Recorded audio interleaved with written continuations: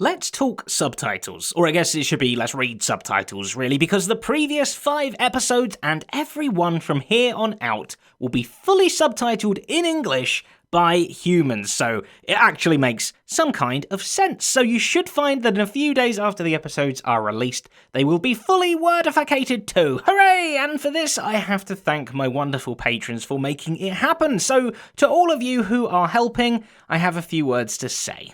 Bingo na na na na na T orange ja bronca.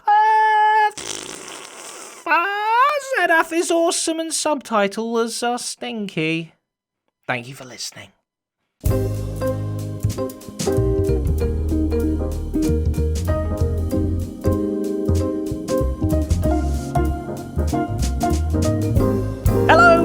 Hello, and welcome back to another episode here on the Hermitcraft server with me, Zedaf, and today we are working out why I cannot, for the life of me, get into my front door, even if I'm really quick and try really hard. No!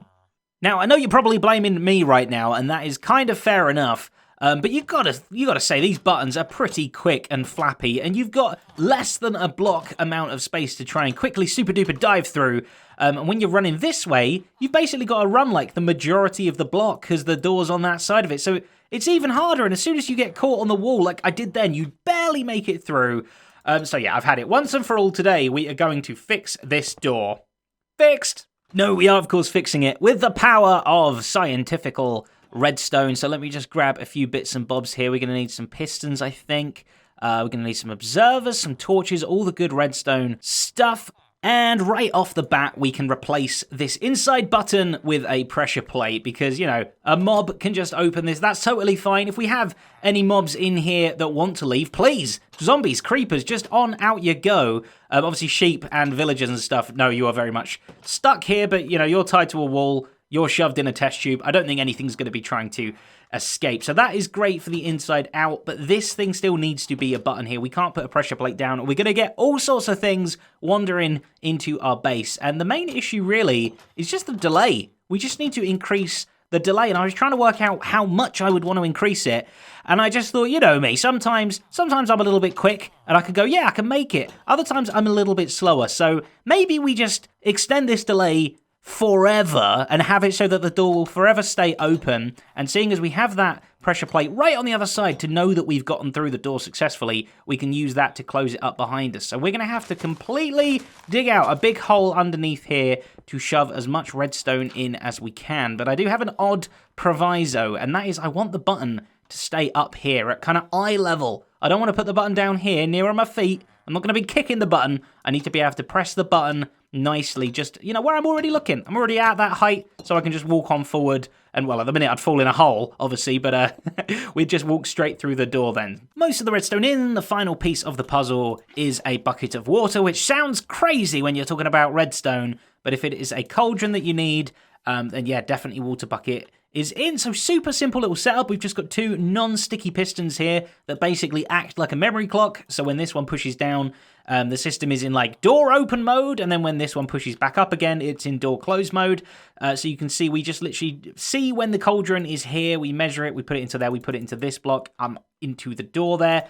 Boom, like so. So the button actually opens the door first, and then the cauldron kind of holds the door open, and then all we have to do, I still have this problem, if we can get up here safely, you see the pressure plate on the other side, we just need to add a little bit of redstone dust here, like that, so it collects it, and then it goes into the piston underneath the cauldron right there to close it again, and this pressure plate just still works normally, because if we're still powering that piston down there, from this side, it does absolutely nothing, so we walk straight through, push the button, and it holds it open forever. Perfect! Except no, not perfect at all. How dare you congratulate me for that. We have this ugly piston in view, which I said I didn't want. I didn't want to have anything in view there. I still want the button up there. But to lower all this down, we're going to need to get a little bit funky, a little bit clever. Did that cauldron just absorb my piston? What happened to it? Yep, right. I found it. It was in there. It's all wet now, stupid thing. But we have lowered all the redstone down, left the button where it was. We've had to change things around just a little bit because we now have to access the door, not by the bottom block here, but by the side block. And we've had to do 2 torches that invert the whole signal.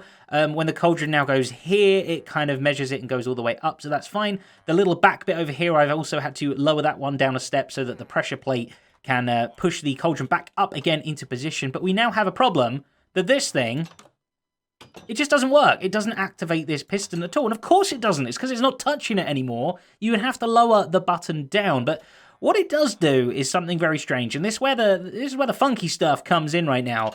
Bud-powered pistons, right? I'm sure some of you might know what I mean. Others of you might be like, yeah, bud-powered pistons, how is that going to work in this scenario? Well, this piston is being bud-powered. And when you power something from like 2 blocks above, it gets this kind of wacky power where it's sort of powered, but it's not unless it gets updated. So you can see if I put a torch here like that, it does nothing. But if we were to place a torch whilst this button is powered, then the piston here will update. Ready? I've got to do it real quick. Bam, bam.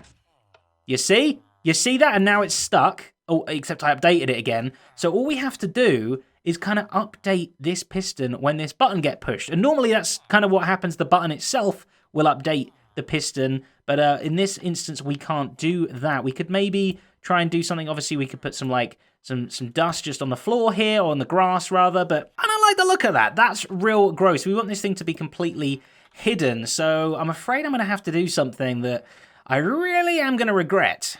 The old 2 observers looking into each other trick, which makes it basically just pulse back and forth. This is a really easy, quick way of making a super fast clock that's just going to go ba ba ba ba ba and spam like crazy. However, you can't really turn it off in this scenario. It just keeps going forever and ever and ever.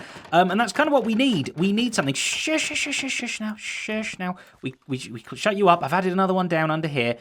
This one here, it has not got any annoying flappy oak doors on. Thank goodness for that. And there's an air block in between because we don't want this thing to actually power this piston. If we put a block here, it will power that piston over and over again. We don't want that. We just want it to update the air block next to the piston. So now when we push this button up here, or we push it or push it, boom. Now the piston does always update, just like it should, just like a normal thing, because it's forever being updated over and over again. Now this thing obviously is causing some extra lag, but as you can see, the rest of my base isn't particularly a lag fest going on. So I think just one little thing down here, just keeping this piston awake will be totally fine. And now when we bury everything back up again, if I even can, I'm going to pick them doors back up again, aren't I? I don't want to, but I'm gonna, like so.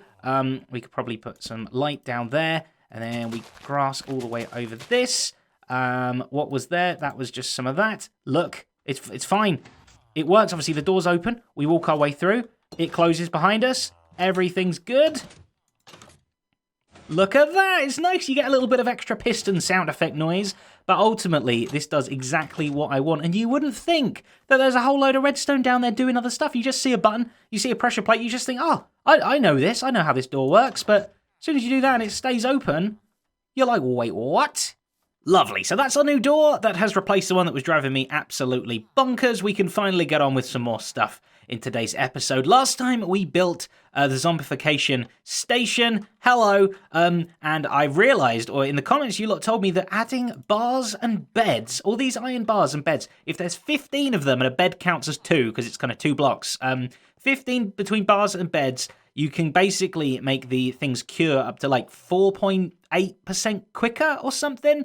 It needs to be in like a 9x9 surrounding this thing. So if they're in the middle, 1, 2, 3, 4, and that could go in each direction as well. So I've put them just back here, and there's 15 actually. I think it's 14 of them is the maximum you can have. So all of these should definitely be helping the villager that is stood here cure a little bit quicker. So yeah, that's a nice little extra that we've got in there. And I finally want to do something, a little experiment down here with these 4. That's right, we have 4 now. We have a cleric to get all of our redstoney, lapisy, glowstoney, ender pearly, and I guess bottle of enchanting needs that we would ever need. But yeah, I really want to test out the test tube protectiveness ability-ishness. Oh, you know what? I know this is for science and all that, but I am a little hesitant because this guy is just about to go and kill all of my babies. He's a stone cold killer. Look at him. He's got flesh of his friends in his hands. Oh, okay, right. Let's see exactly how this works. We're gonna have to try and get this guy in here in the first place by giving him a little hand. Helping him out. Come on, you can do it. If I just hold this button. Okay, very good. Now, oh, I didn't think this through, did I? Be free. Okay, maybe I leave. Because he's really interested in me right now. And hopefully, he will now see the villagers. Please don't press that pressure plate. Please don't push the pressure plate. I don't think he even sees them. Oh, he's pressing some pressure plate. He's dead. He died. Where did he go? Oh no, I think, okay, there's a hole here that I didn't anticipate. Oh, he's back. He's back. It's fine. Let me hide back out here again. I don't think he even notices the villagers are there. That's even, I thought he'd see them and he'd try and like go eat their faces, but where's he gone? He's not even, look, he's in the opposite corner. He does not give an absolute flying care in the world. I think he saw me briefly then, but look, this is perfect. I was expecting carnage. I was expecting him to go up to the glass and scratch it in and try and smash the glass open to get to the villagers. What happens if we do briefly just go like I don't know, something like this? We go hello, and then we go run away. Did you see the Oh, he's going to press the pressure plate and maybe see the villager himself. Okay, I've gone ahead and added in a little lever now so that we can control... we can control the glass thing ourselves. Look at this! He's like rubbing the rotten flesh on the guy's head and he doesn't even care. So if we open this now, he should see the villager. I want to close it again before he actually is going to get there and eat. Oh, boom. Oh, okay. So if he gets there and he locks on, he'll totally keep going for it. Yeah. But all the while they're in their nice little secure places, they are genuinely the most secure they could ever be because they're not even visible. They can't even be seen. Prices are never going to be better. Okie dokie then, let's move on to the next job of the day, which is back over here with the villagers that we set up last time. We now have 2 more. I thought that was a creeper. I so thought that was a little creeper face just looking at me through the window, but no, it's just a carroty bush. That's totally fine. Hello, gentlemen. Gentlemen? Oh, hello. We got a trickster on our hands. Our potatoes and carrots are flowing in very, very nicely. Goodness me, guys, you have been going like crazy. Oh, go on. Throw. I have never once seen any carrots or potatoes actually being thrown, and yet it must be happening because they're gathering in here. So I don't know how you're doing it, all sneakily under the table deals or something. Look, you're picking them up for sure, but then just no throwage over here. Down below, I have added, between episodes, 2 more villagers. One guy has all the wheat you could ever want in, and this is still using Logical Geek Boy's designs here. This one's slightly different for the wheat and the beet route, that is right. Who remembers this thing? Wheat or beet? Wheat or beet? Wheat or beet? Wheat or beet? Wheat or beet? Wheat or beet? Wheat or beet? Wheat or beet? We're going to be getting our thumbs green. We're going to be getting our hands dirty. You know what? No. I don't want it. No matter how many times I say wheat or beet, wheat or beet, wheat or beet, wheat or wheat, wheat or beet. And the issue before was that I didn't have enough beetroot seeds to kickstart the system, but now not only have I got enough to kickstart the system, I am punching and walloping and doing all sorts of horrible violent things to the system. Go on, throw the carrots. Throw the potatoes, double throw. They're just going to look. They just look at each other intently for a while, and then he walks off. It's almost like they can't do it when I'm watching or something like that. I don't know. But right, if we head in here, we should be able to throw this guy.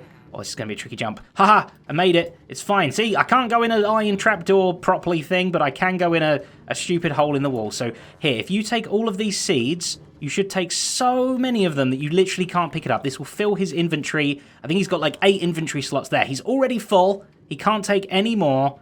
And now you're just going to try, you're going to have to plant all those. I guess I could help pre-plant a little bit.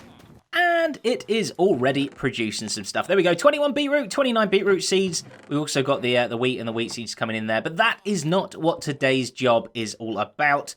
We need to get all of these goodies, all of these potatoes and carrots and stuff as well out of this place. And I'm thinking we're going to go out through the roof here, and we need to get it all the way over to where the trading is going to happen, because that's what these are mainly for. We'll be using some of them for breeding, but some of them for trading with as well. The breeding's going on there, trading's going on there. This is over here. We have a problem. We need to make a plan of how we're going to get this over there. Plan mode activated with a capital plan. So we've got here the world of which we need to get it to. We need to go from this place to this place. Now, you'd think a lot of the time you just sort of go whoop in a big straight line, A to B. No, no, no. That is not how we are going to be doing this.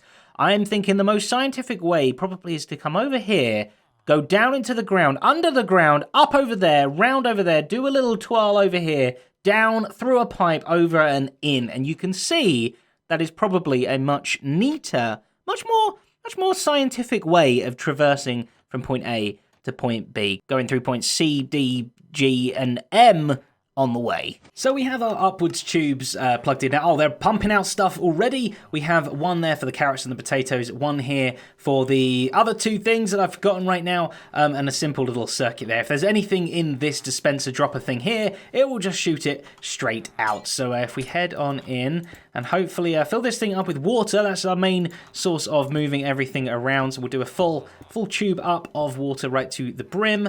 Excellent. Break our way back down. And the other side is a little bit shorter, so that's easier to do from the top. Fantastic. Oh no, there's so much stuff coming through. There's more stuff coming up. I didn't want to put bubble columns in here because items just float naturally anyway. It's a little bit more slower. You can kind of see what they're doing as they float on up. But yeah, smart guy would probably have turned these farms off briefly while they were busy making these tubes. But yeah, we're just going to continue on, and I think we're going to bring these two up and join them together in the middle, and then we are going to send them off the roof this way, down and over the edge into the floor. I think that's the best, most scenic route for both the carrots, the potatoes, and for us to be watching those things as well. We want to give them a good time, of course, before they're imprisoned forever in the villagers' bellies or backpacks or whatever they do with them once we've traded.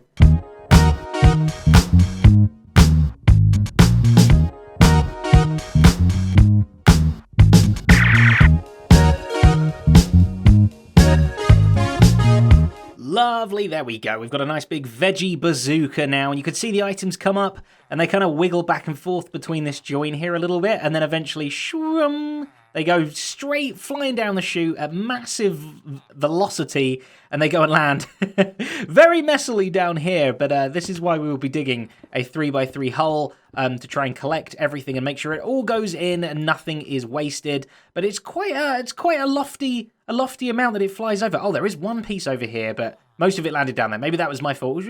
Oh, there is more coming through. Ooh, okay, all right. We might need to look into that and stop being so bazookery, please. But you can see we can actually make a nice path going underneath the vegetable throwage right here. I think that'd be quite nice. Don't know what we're going to be building over here yet, but definitely having a path there would be nice. So now underground, I'm going to pick all of this up. Look how much there is. We're going to go down under the ground and then back up somewhere else.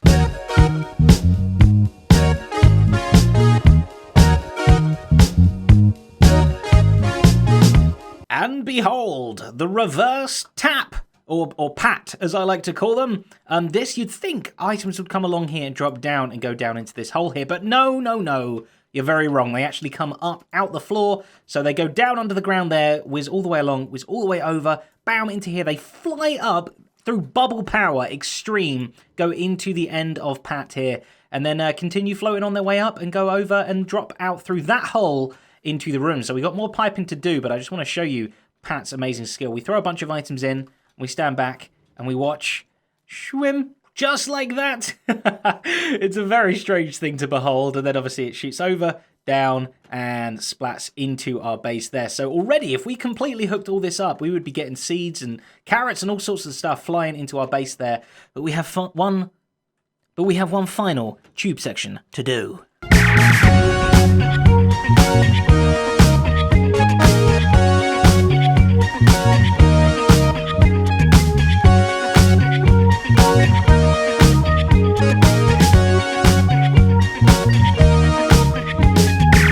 Oh yes, there we go. Now we have our final wiggly little pipe that comes down from the ceiling. wiggles its own way down. I like that we're kind of filling the air in this place. We're making this place a little bit more dense. You know, that's what I want people to think of. When they think of Zedaf Base, dense. That's probably the best thing. It goes straight into this wall, and then we can head into a little villager place, and this is where they end up in this chest. Look at all the stuff! So much tradables, and it is flowing in as we speak. Let's take a quick little tour from the very beginning again and see the whole thing working, because I'm very impressed with this. It's a tube, but it's a special tube. It kind of does some fun things along the way. So, obviously, yeah, we have all 4 different things getting collected in here, and then they come up and get joined together and spat out of here again. I need a little bit of a backrest here, I think. Built up a little backrest here to make sure things don't go flinging past, but as you can see, whing, they fly out, they land in the hole, and where do they go? Well, they go all the way under the ground, and if we can quickly get there before they do, they're pretty quick, I've got to say. Maybe I need to make myself a food tube. You can see they go up the anti-gravity pat, and into the system, which is very, very nice. They go up, down, through here, through the door that we now can go through whenever we like. They drop down and go into the wall. So we're getting a lot more movement in the base now, which is very, very nice. And we could definitely have one of these sheep boinging around every time a piece of something comes in, or whenever this chest gets full, perhaps. Maybe that's a smarter option, because, yeah, look in here. This one is already nearly half full. It's barely been any time at all. So there we have it. A bunch of jobs done around the base today. Much scienced up, and we have an anti-gravity pipe and an anti-gravity pipe, technically, over there. That's what that one's doing. So thank you so very much for watching. I hope you enjoyed. As always, I want to thank my wonderful, wonderful patrons whose names are on the screen right now. These people, they've supported me. They've supported the channel, and they have helped make episodes just like this possible. So thank you all very, very much for the wonderful support. But until the next episode, a bye.